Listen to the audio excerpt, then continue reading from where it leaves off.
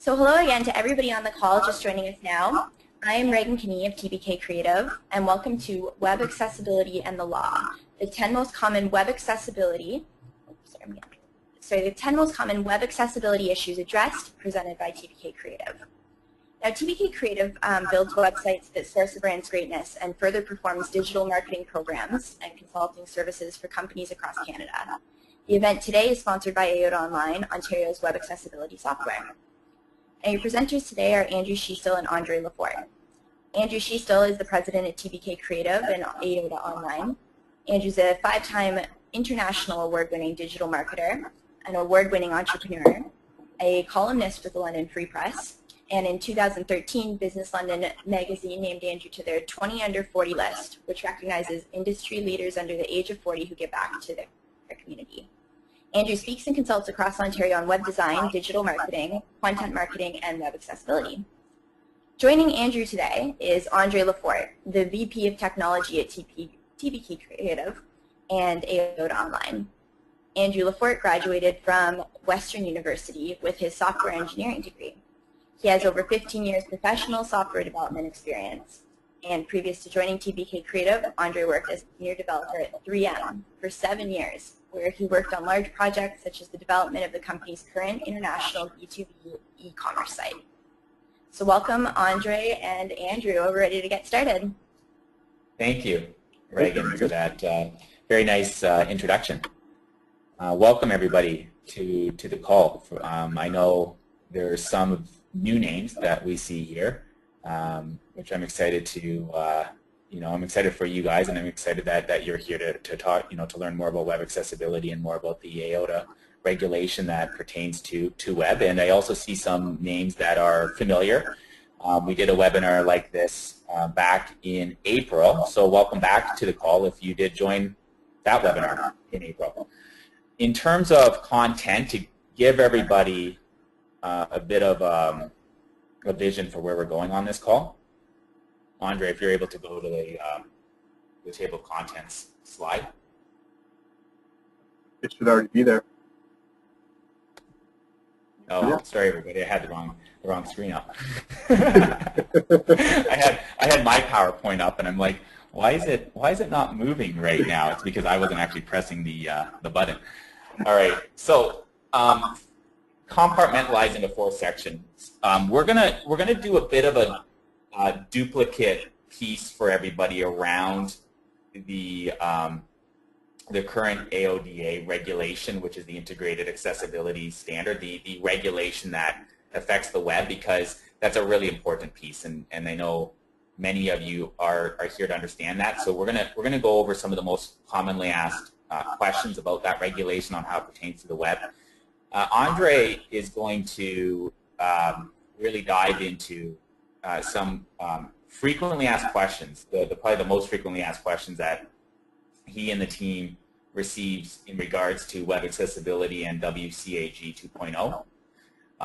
Then what Andre is going to do is he's going to leave the PowerPoint software here, and he's going to go into a web browser, and he's going to actually start going to some websites, because I think what a lot of us want to know more of when we start to learn about web accessibility is, show me the examples. So Andre's going to do that. He's going to go to certain sites, and he's going to speak about certain issues that he sees with certain websites consistent with the WCAG 2.0, and provide whatever instructions make sense to repair those to have them comply with that particular guideline.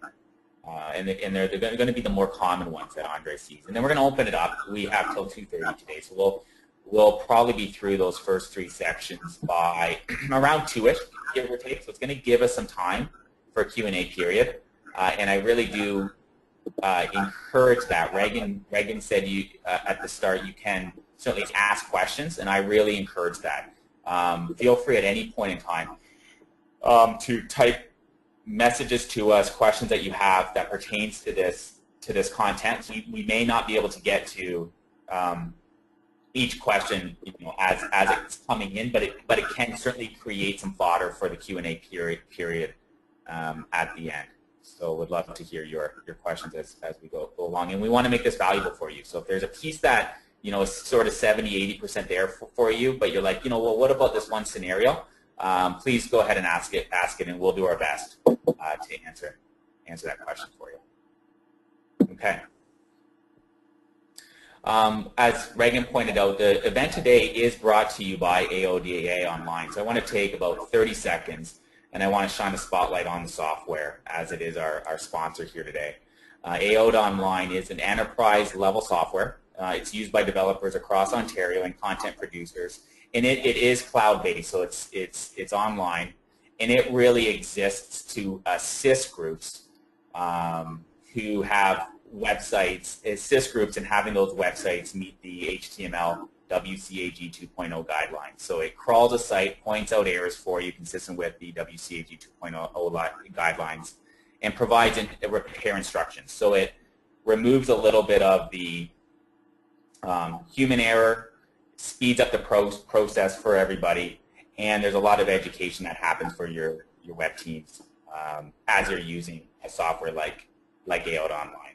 So if interested in checking out AODA Online, you can find it at aodaonline.com, and there is a free scanner that you can activate on 25 pages if you want to do a scan and see how your website is faring, so feel free to use that. Okay, thanks for that, and let's dive into the content.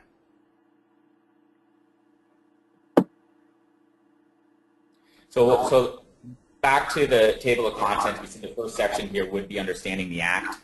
A couple items here to sort of preempt the section. What we're going to be speaking about applies to public sector, not-for-profit sector, and private sector groups. For the sake of time, and focusing the talk somewhere specifically, we're leaving out government, and I don't know if any government groups have registered anyways for the talk, but I want you to know that this is specific to the public sector, not-for-profit, private sector group operating here in Ontario.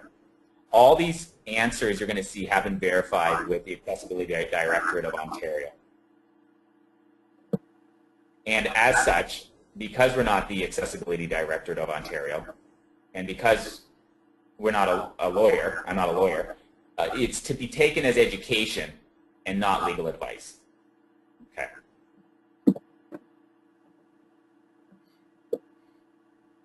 Okay.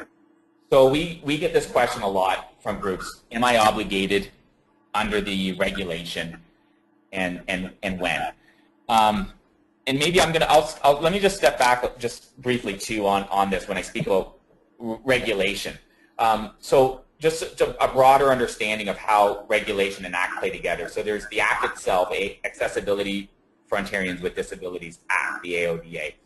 The AODA has 5 major pillars at this point that the ministry has identified that are of importance to making Ontario accessible and fulfilling on that vision. Things such as built environment, customer service, information communication, employment. These are some of the pillars. When we speak about web, that falls in one of those 5 pillars. That falls into information communication. And so what often happens in Canada is when they produce an Act, they then produce regulations. Regulations are more of the specific guidelines for following legislation, and speaks about what you have to do by when, fines if you don't comply. It creates some rules for companies, and it creates some rules for a group like a ministry to follow to enforce the Act. So so far we're in the second regulation under the AODA. The first was customer service standard.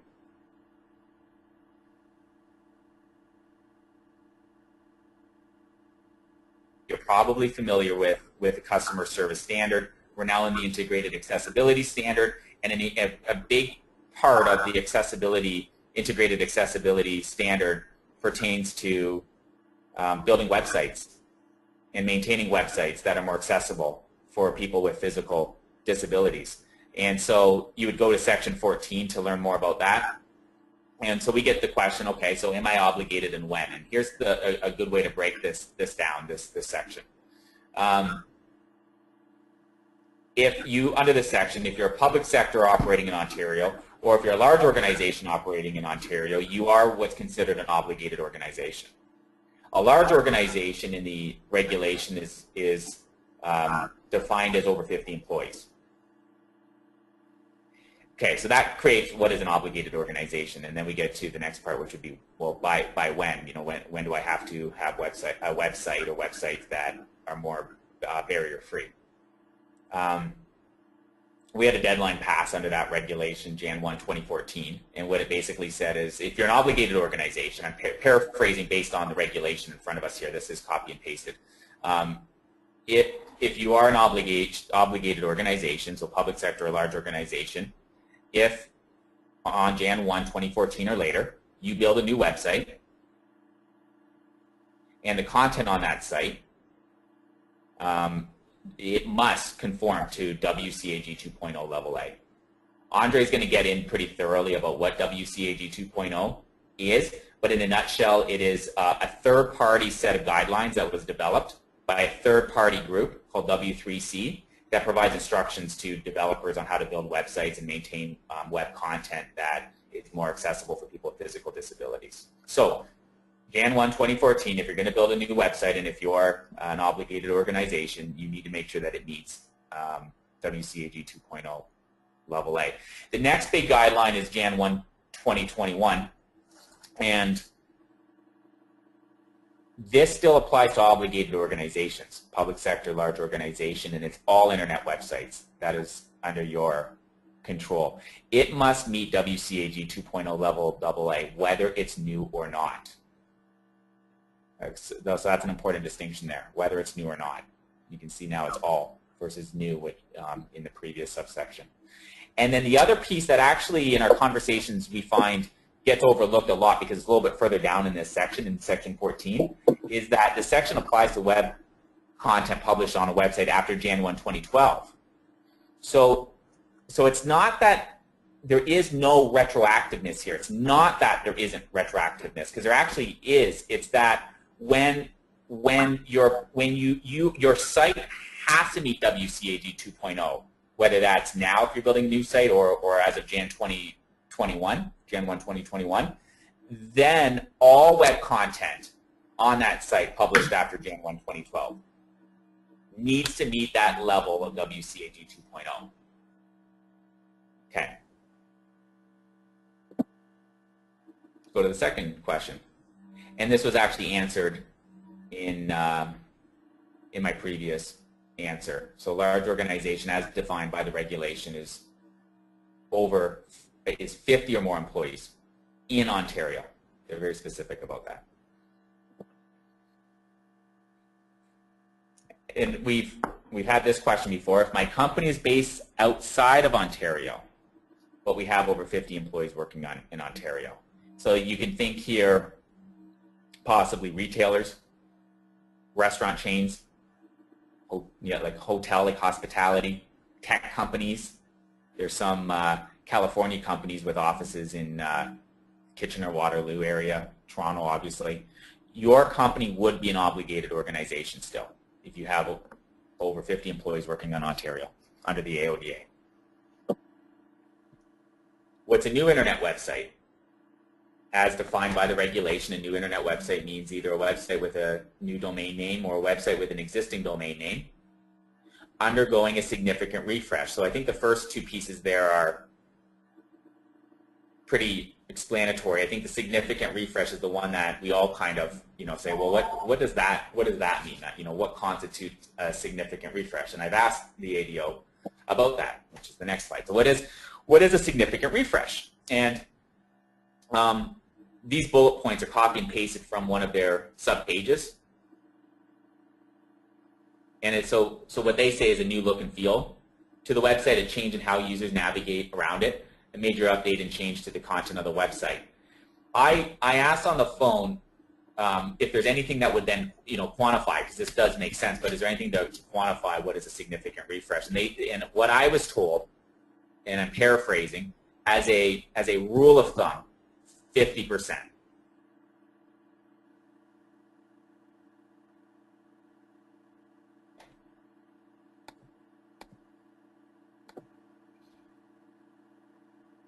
Question 6, how does my company's intranet apply? If you're a public sector or private sector under the current regulation, it doesn't. Governments in that section, section 14 under the regulation, has some obligations, but nowhere in the regulation does it say that your intranet applies. It doesn't mean it's not a good idea if you have staff members or may have staff members in the future who have certain physical disabilities. But in terms of like a legislative regulation perspective, nothing in the current regulation for public sector and private sector addresses obligations around your intranet.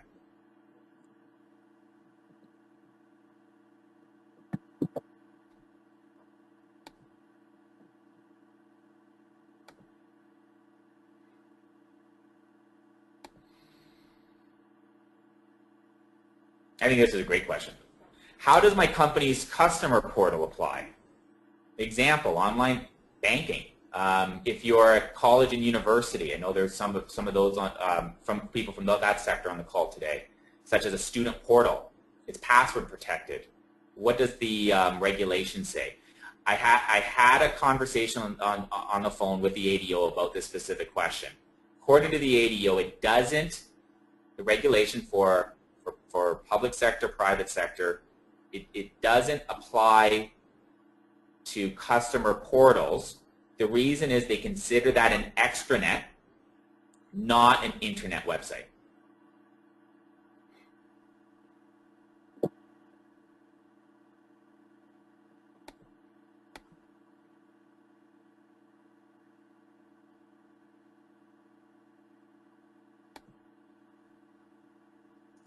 This is another good question. I have a third-party feed on my website, and nowadays a lot of websites do.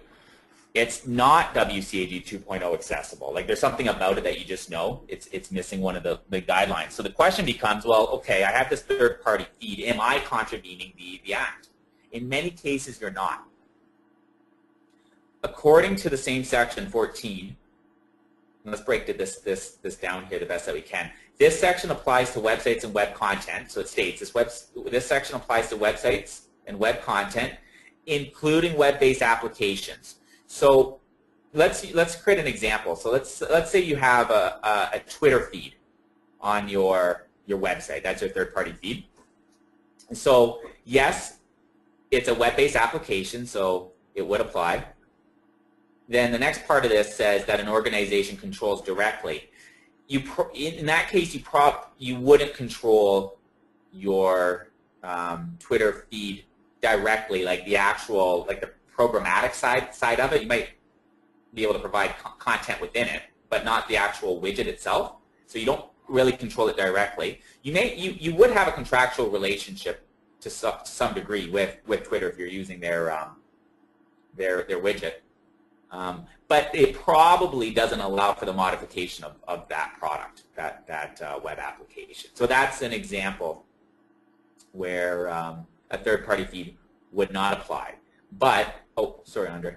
Right, back there to that. Oh, it's all good. But what you want to do here is you want to litmus test this. So you want to ask those questions. Is it web-based?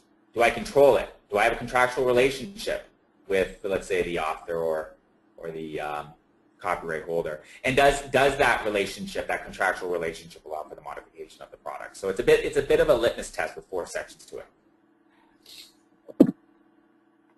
What penalties and fines can exist? The Act does allow for the enforcement of the legislation.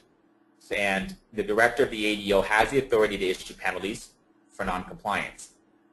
These can include $200 to $2,000 for an individual or unincorporated organization, $500 to $15,000 for corporations, and daily amounts can apply in the most serious cases. So in terms of how our groups can be fined, how much, etc. This is up to the ADO, obviously. What I can tell you is that we just completed the customer service reporting last December, and that was the first regulation to be rolled out. And So if there was to be, any kind of enforcement, it's very likely they would start with customer service. And now we're into the integrated accessibility standard, which would cover the web. And I believe reporting for that will be December, I believe. And so I'm speculating a little bit. I just want to, disclose that. I'm speculating a little bit because I'm not the ADO. But it would probably be after the reporting period for the integrated accessibility standard, which I believe is this December.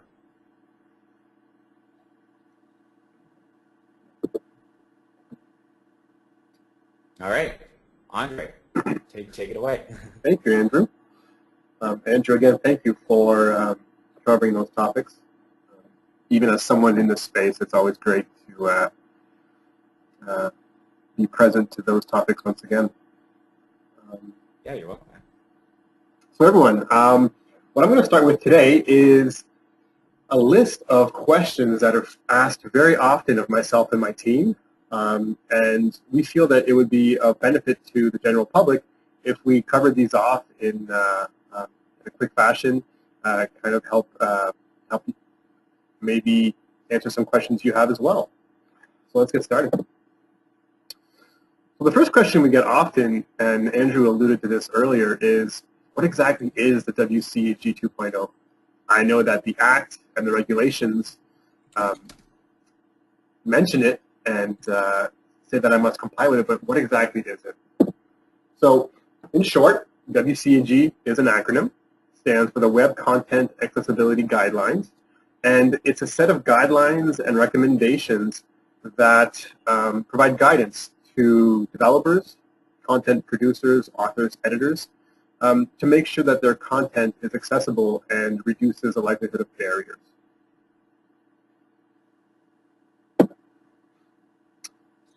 Now, beyond that question, we also get asked, well, the regulations refer to WCAG 2.0. Do these get updated often, if at all, and how do I stay on top of updates? What I can state is that the W3C says clearly that the WCAG version 2 is a stable set of guidelines, and those recommendations will not change. Something I'd like to mention is there was a WCAG version 1.0. It was released just before the millennium. A few years later, they introduced WCAG 2.0, mostly because the web had evolved so much that what had been placed within version 1 wasn't as applicable and had some gaps in it. So that version 2 came out and has been out for 5 or 6 years now, I believe, and is considered a stable set of these guidelines. Question 3, Andrew alluded to these terms earlier in one of his questions, is this concept of level A, level AA, and level AAA. What are they and what's the difference between these? So consider it a 3-tiered compliance level, where level A is very basic compliance, and all the way up to AAA, where in AAA the intent is truly to remove any barriers that might exist to folks navigating the web with a disability. Something else to keep in mind is by becoming AA compliant, you've also had to become level A compliant.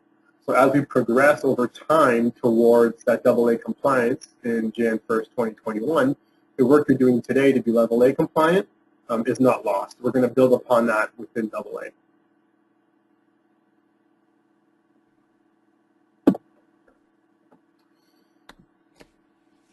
Something else that I get asked very often is, Andrea, a lot of these guidelines are very technical. What can I provide my non-technical staff as far as techniques or general approaches that they can start using immediately? So what I'll present here are 3 of the most popular non-technical guidelines that I typically recommend to groups and organizations. The first is ensuring that images have alternative text. Now, there are some cases when you don't require alternative text, but if the image lends or contributes some information to the page, then you have to ensure that the information captured within that picture is also captured elsewhere on the website via text. And I'll actually review some of this later on in the webinar through my hands-on examples. So we'll get a little more hands-on with that one. It's also important that your page titles are appropriate. A key example is labeling your homepage just home and not including, say, the company name. That's a barrier to someone who's using assistive technology to read out to them the names of the web browsers or the tabs within the web browser they have open. If I land on the home tab, I have no idea that it's the home page for ABC code. So it's important to include the company name or whatever else differentiates that home page. And then lastly is to make sure that the text you're using in any links that someone's creating within content is descriptive. And the term descriptive in this case is used to really say, well, if that link were taken out of context, so if I took that link text and removed it from the sentence it's in or the paragraph it's in, does it still have meaning and can I still understand what it said, what it's asking me to do? So a key offender in this space is a link titled "Click Here." When I am using a screen reader to quickly tell me about all the links on the page, a link titled "Click Here" doesn't tell me where I'm going. So that's an example of it.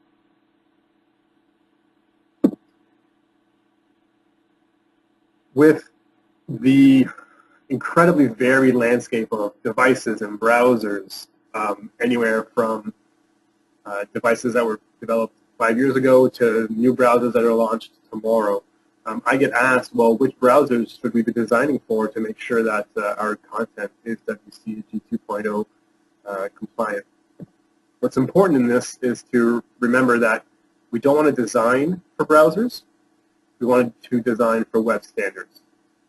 So the idea is if my content and my code is designed for HTML standards, JavaScript, CSS, so forth and so on, it's an assumption that it's safe that the browsers who also abide by those standards will be able to understand my content.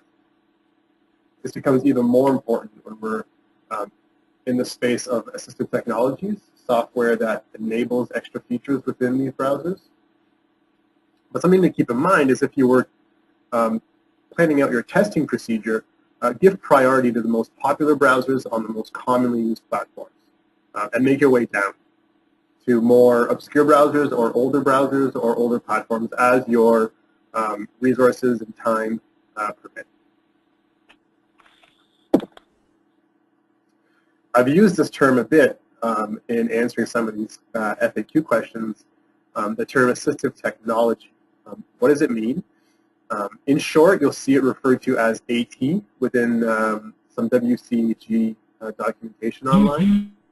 And what an assistive technology is it can either be a piece of software or a hardware device, and this software device extends the functionality of standard software and hardware, and it makes a task that would otherwise be difficult for someone, well, essentially less difficult. So an example of that is a screen reader, which is responsible for verbalizing the content via spoken word to a user who may have a visual disability.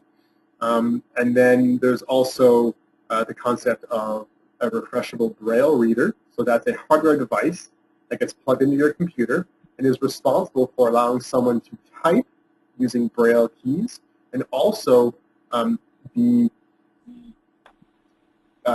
convey the information on the website via actuated pins that actually provide the braille characters for someone to feel tactile. So those are assistive technologies, and there's many different types of software that provide functionality. There's also different types of hardware. Those are two examples of that. Something I hear often is, well, Andre, I can make the content accessible. I can make sure my images have the proper descriptions. I can make sure my links make sense. But what do I do with videos? How do I make sure that my videos on my website are accessible? Well, There are two things that need to be taken into consideration when you're providing accessible videos. The first is to ensure your video has captions. What captions are responsible for is for capturing the auditory information within the media, and in this case it's the video. So it might typically is spoken word in a video, but could include maybe musical lyrics if it's pertinent to what's being heard. And then the other component of accessible video is including a transcript. So whereas the caption was responsible for the auditory information, a transcript is responsible for capturing the visual information. So what I'm seeing, what's occurring, what the environment looks like, what the actors or cast members are doing. And this information is compiled into typically a simple text format. And if I were to be reading this, the transcript typically would read as a screenplay or as a book. So by combining a caption with a transcript, we are removing barriers for those who may have visual disabilities, and we are also removing barriers for those who may have hearing disabilities or even some learning disabilities. Allowing folks to understand the content in the video at their own speed might be appropriate for someone with a learning disability as well. Okay, this is a hot topic. Without a doubt, I can't even count the number of times I've discussed PDF accessibility with organizations. But the first question that comes up is, well, what makes a PDF document accessible? So for a PDF document to be accessible, it's important that we make sure that we have the first understanding that beyond what we're seeing visually in the document, there is a structure behind that content. And that structure is important because it's that structure that provides screen readers and other technologies the ability to understand content. So if you were to take, for example, a Word document, when you have a page title, it's not sufficient to just make that title a larger font. What has to be done is provide a style to that text that marks it as a page title. And then you may have headings on the page. Again, it's not sufficient enough to make those headings a different color or a different font size. You must select the heading style within the styles area, say in Microsoft Word. The same applies for using proper structure for lists, tables, and in the same way that alternative text must be applied to images and web content, it must also be done in Word documents. So my recommendations is, if a PDF document isn't accessible and you have the source document, say in Word, work within Word. There are tools and checkers within Word that enable your workflow. If you don't have access to the original source document, but you do have Adobe Acrobat Pro, work within Adobe Acrobat Pro because it also has the ability for you to mark up that structure and tag items.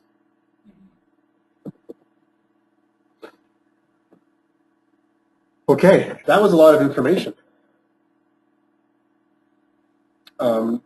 Again, the question area is open.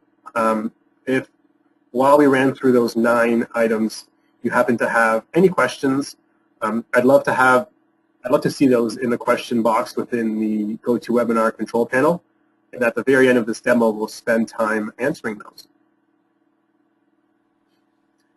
Good. Andre and everybody, can everybody hear me? I had to actually hop off web, like the web audio and onto a phone. Can you hear me okay?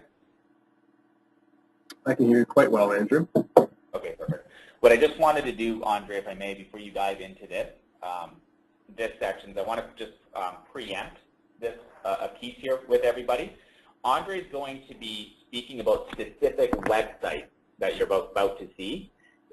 Just something to note that what Andre is coming from with this section is WCAG 2.0. He's not commenting on if the site's out of compliance with the regulation or not, because in some or many cases, they actually may still be complying with the legislation if it's not a new website after Jan 1, 2014. But it's important that I share that with you so you understand the context. We're showing you sites for your education, so you can actually see real examples. So we kind of have to show sites, and it's from the context of WCAG 2.0. So he will be coming from those guidelines when looking at these modules or features on the website. So I wanted to put that in. Absolutely. Thank you very much for that preamble, Andrew. So I have 10 examples that I'd like to run through. And Andrew, can you see my screen still? Yeah, I can. Okay, fantastic. Yeah. So what you're seeing here is a web browser. The very first example that I'd like to present is this concept of making sure that your web content has the language it is written in identified on the website. Now, this isn't typically visible to folks on a web browser, but it's very important when it comes to software understanding the language and being able to transmit that information either via sound, so spoken word, or characters to a Braille reader. So the distinction here is that as a human, I'm able to land on this website, understand that I can understand the text on the website, and that would imply to me that it must be English because I understand English. However, when it comes to software, we need to provide them more than that, and more than a hint. It has to be an absolute truth that the software knows this is written in English. I won't get into the underlying structure of this, but know that in order to accomplish this, you must apply a language attribute to the root HTML element. If that makes sense to you, fantastic. Otherwise, you likely don't need to concern yourself with how to solve this, but just be aware that it's important that we do this. And I highlight the Microsoft website here because this website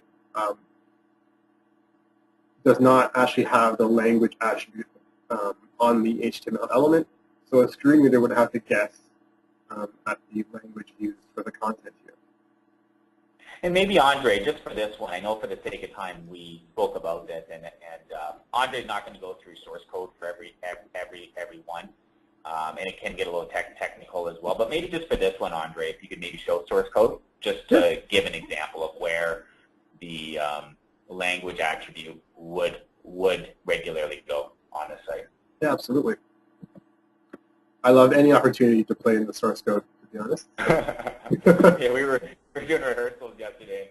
Andre's spending a lot of time in the source code, and I was like, Andre, man, we gotta get the source code stuff back a little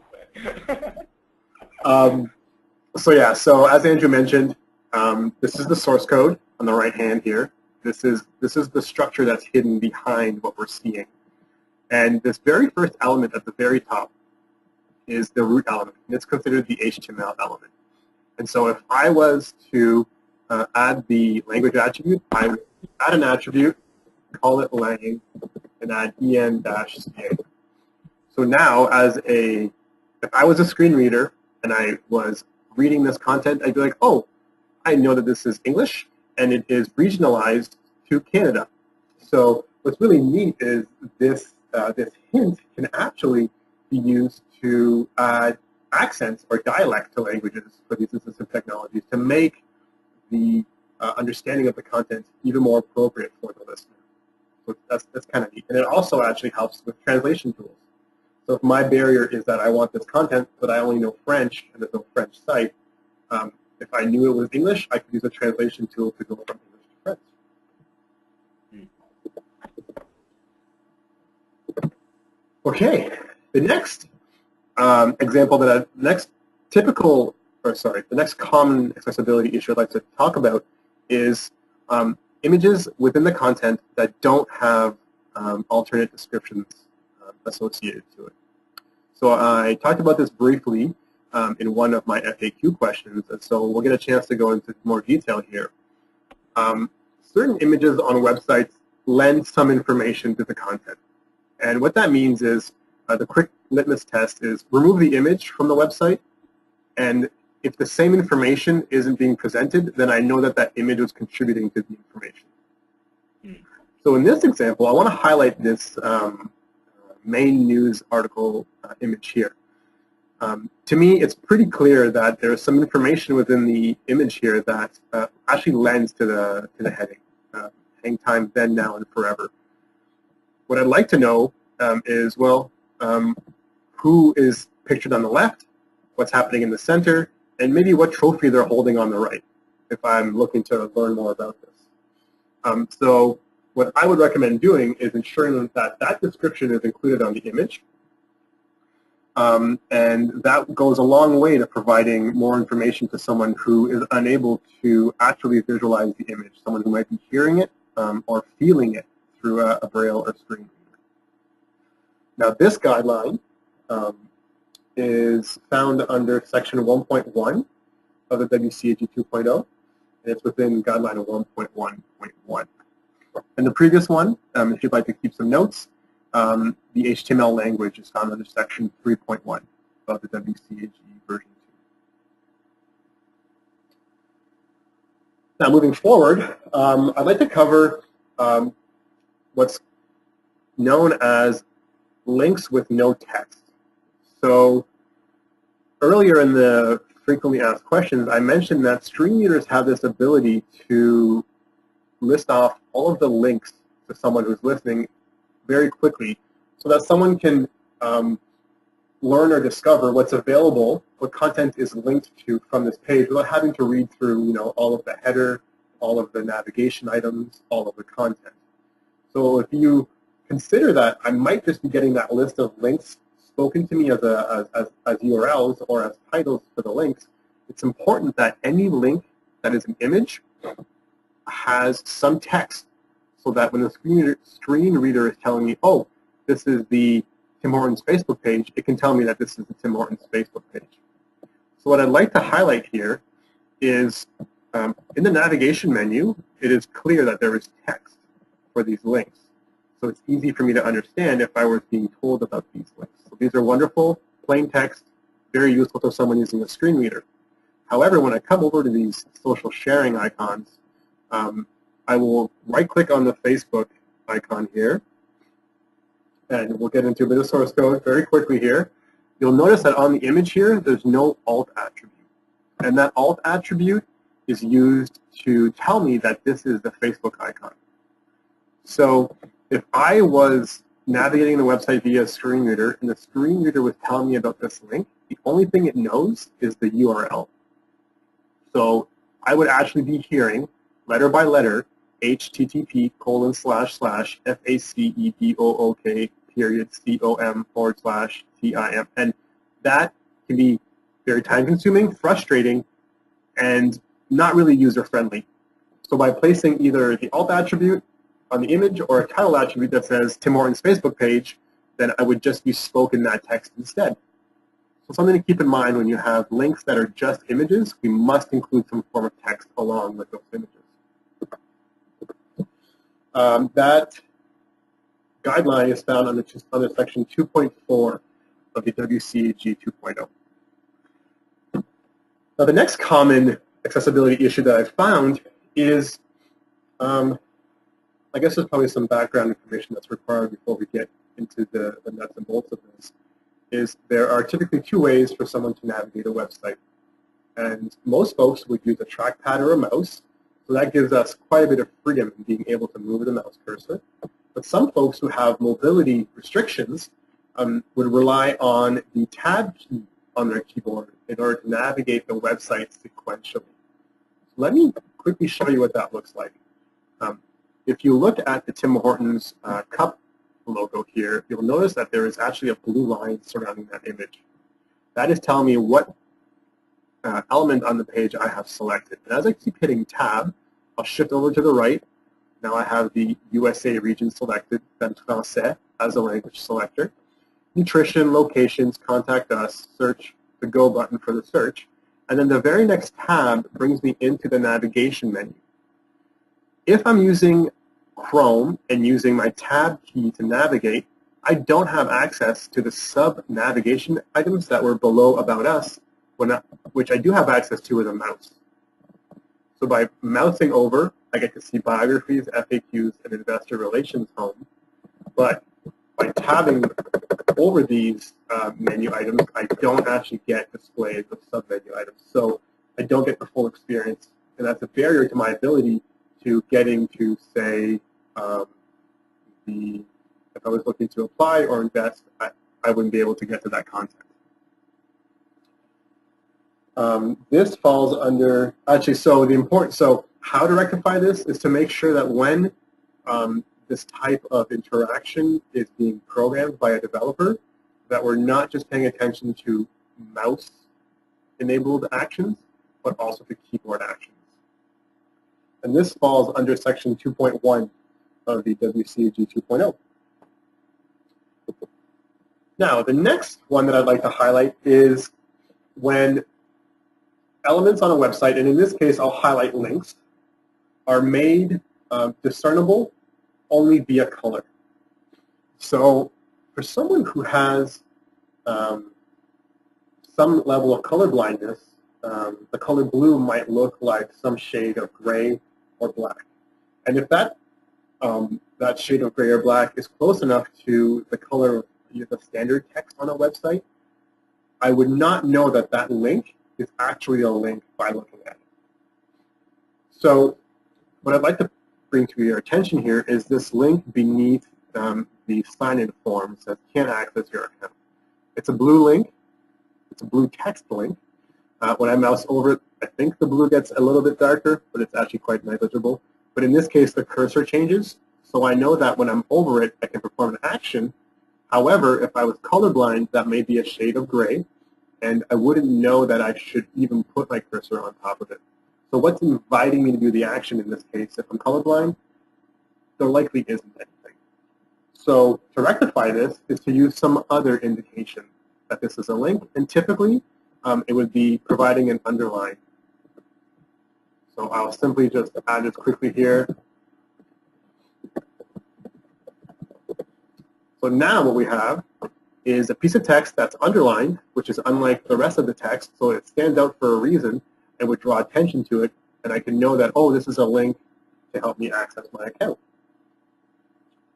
We had a client ask a very good question a while back. She said, when I scroll over links in most browsers, it changes, and you can see that in Andre's browser as it shows kind of a pointy arrow if he's not on top of the hyperlink, and then it changes to a hand.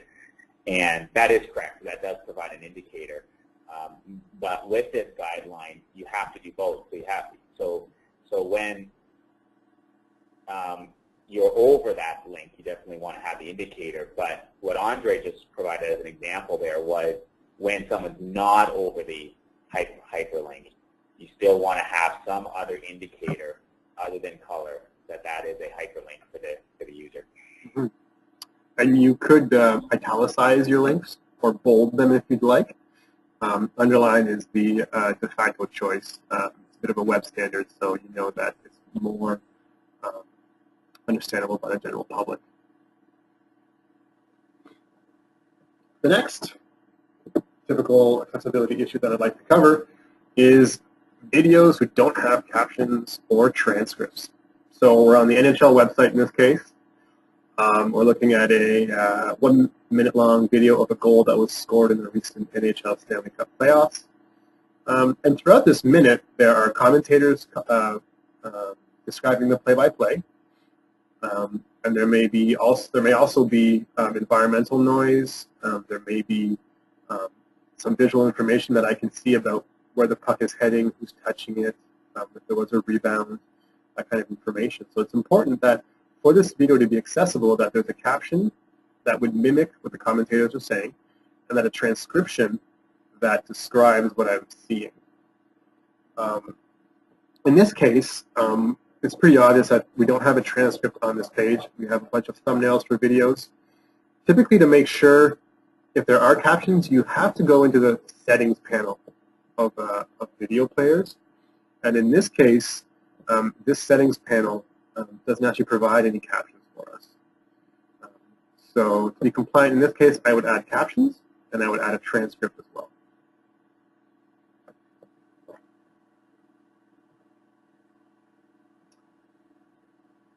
Now, the next example that I'd like to cover is a specific technique that's called using a skip to content link. So if you are someone who's using a screen reader, screen readers read website content very sequentially. It is element by element, left to right, top to bottom. And so what that means is if I'm navigating through the CBC News website, reading different articles, I'm going to get the navigation items in the header, the sign-up links, probably the developing taglines spoken to me over and over and over again every time that I load a new page. After a while, that could be frustrating, a waste of my time, and could seriously degrade my user experience.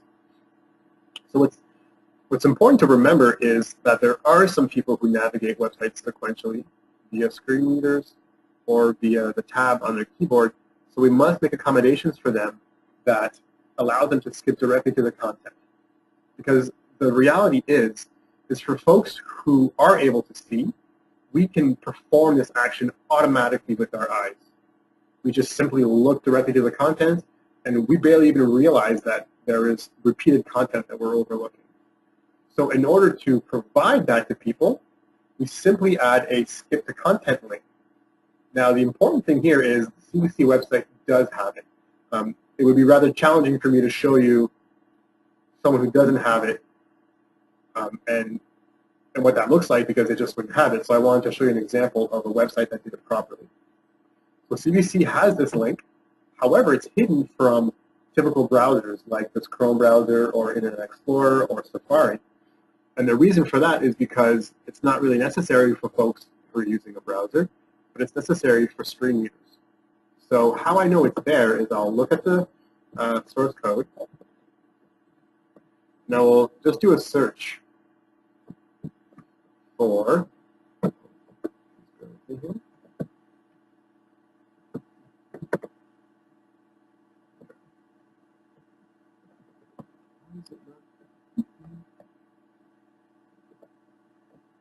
there. So I'll search for skip. And then what you'll see here is they have this element called accessibility links, and in there is a skip to main content link. It's hidden from us, but it's there for screen readers. And this link is presented at the very start of the content before anything.